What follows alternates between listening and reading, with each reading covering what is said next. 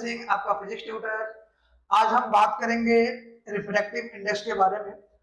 Last class में हमने पढ़ा हुआ था, लास्ट में हमने देखा था refraction through air. Refraction air के थ्रू कैसे होता है, लास्ट क्लास में हमने ये देखा हुआ था। आज हम बात करेंगे रिफ्रैक्शन के लिए एक जब मीडियम होती है तो मीडियम का अपना अपना एक रिफ्रैक्टिव इंडेक्स होता है। उस रिफ्रैक्टिव इंडेक्स में कैसे लाइट पास करती है उसकी आज हम बात करने वाले हैं। सबसे पहले मैं बात करूंगा रिफ्रैक्टिव इंडेक्स की।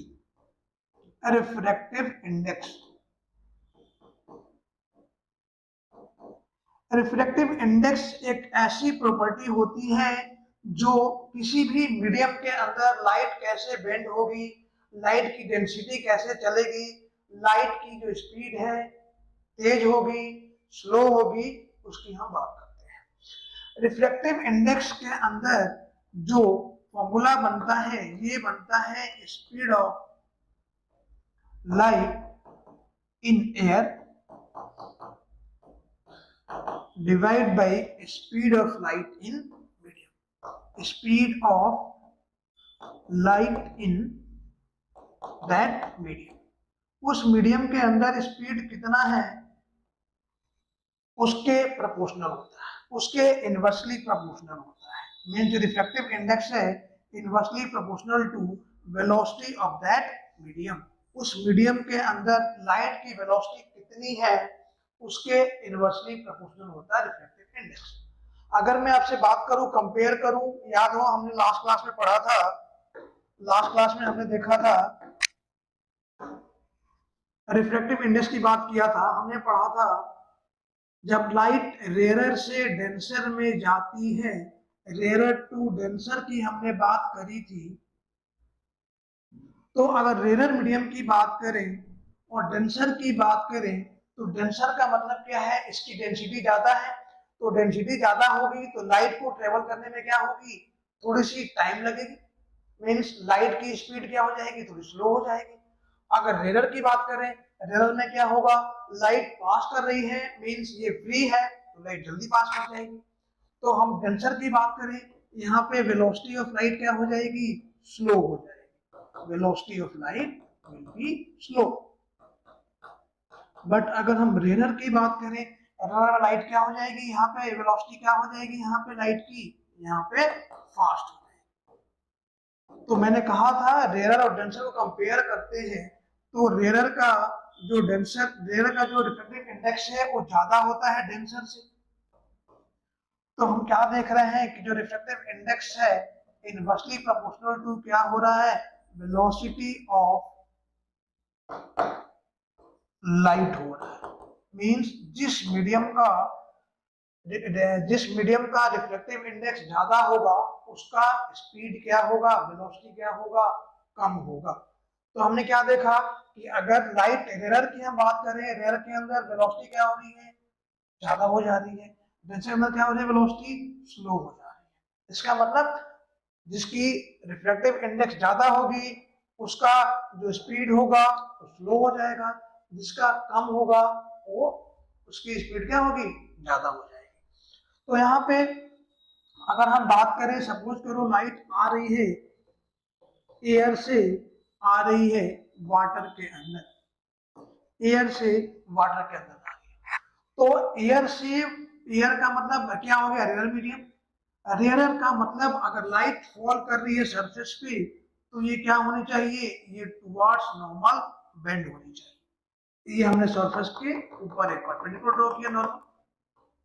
इसका मतलब हम क्या देख रहे हैं, स्पीड जो लाइट है यहाँ से अच्छे से आ रही है बट यहाँ स्लो होने की वजह से लाइट क्या हो गई, यहाँ पे बेंड हो गई। तो अगर इसी को मैं लिखूं, इन दोनों का कंबाइंड रिफ्रैक्टिव इंडेक्स निकालूं, रिफ्रैक्टिव इंडेक्स निकालो इन दोनों मीडियम का, तो ये क्या हो जाएगा, इसे हम बोलते हैं refractive index of first with respect to second. Refractive index of first medium with respect to second medium.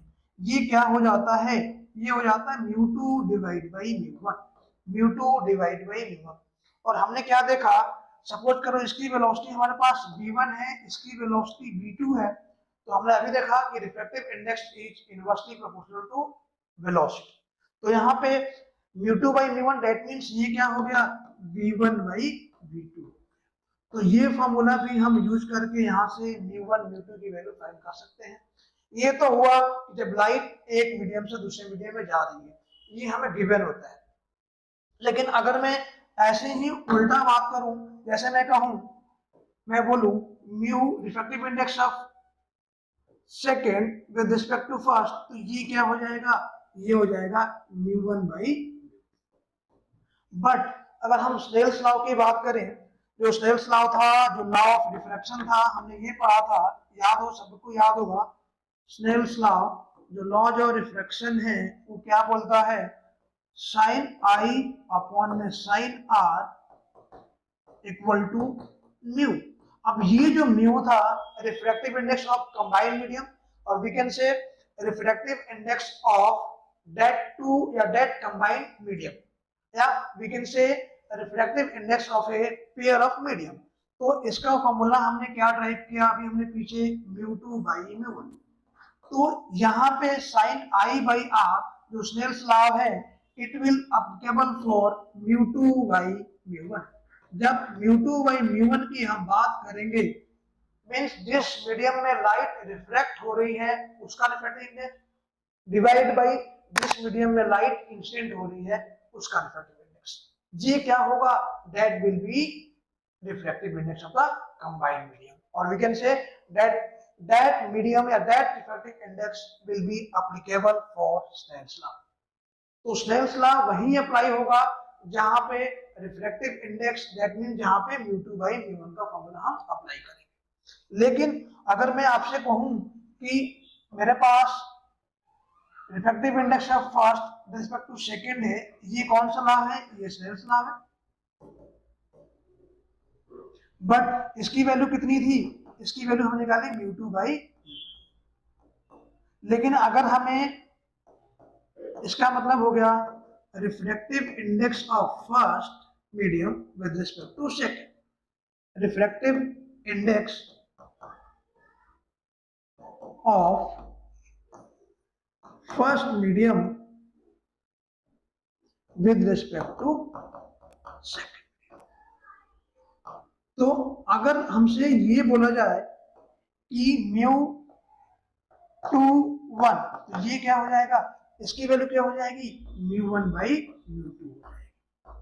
तो अभी हम क्या देख रहे हैं, mu means refractive index of first with respect to 2 is inversely proportional to refractive index of second with respect to first. That means we can say this mu1 2 will be inversely proportional to mu2 1। इसी को हम क्या बोलते हैं, इसी को हम बोलते हैं principle of reversibility of light. यही एक टॉपिक है, principle of reversibility of light. Mostly बच्चे यहाँ पे कंफ्यूज होते हैं, मैं क्वेश्चन करा के देखता हूँ। ऑफ लाइट, दैट मींस अगर हम first with respect to second निकालें, that will be inversely proportional to second with respect to first. यहाँ पे जो न्यूमेरिकल्स आता है, बोर्ड की हम बात करें, क्लास 10th में सीबीएसई में न्यूमेरिकल आ चुका है कई बार। जैसे क्वेश्चन आया, आपको बात करूं मैं, रिफ्रैक्टिव इंडेक्स ऑफ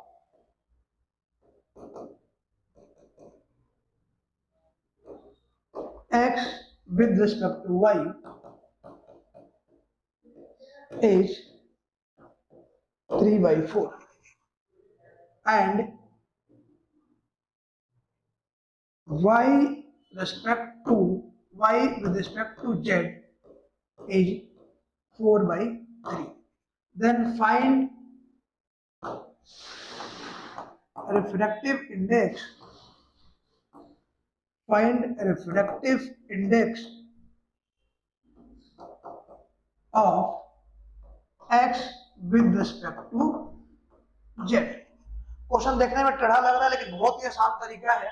अगर हम देख रहे हैं x respect to y, that means mu of x with respect to y कितना गिवन है हमें, 3/4 गिवन है।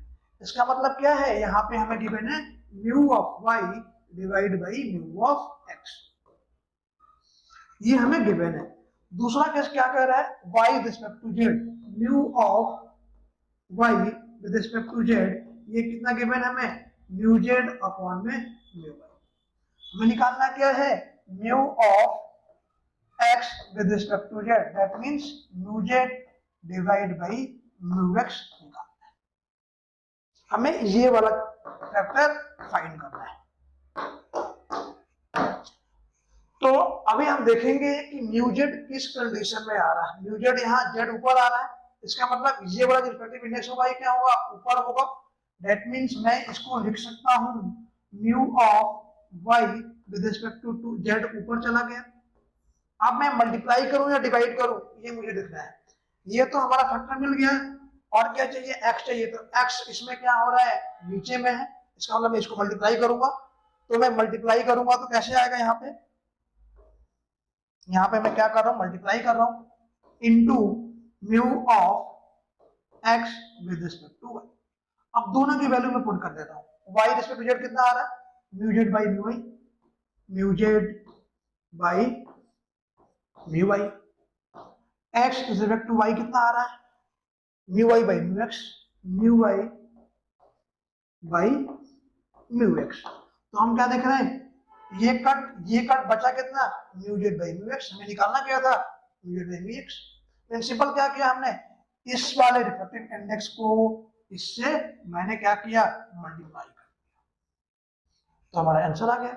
दैट मींस क्या करा मैंने, mu of y with respect to z कितना लिखा था हमने, 3/4 divide by x with respect to y कितना निकला था हमने, 4/3।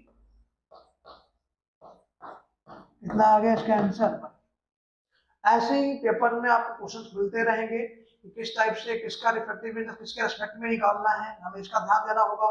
तो ऐसे ही आप क्वेश्चंस ट्राई कीजिए।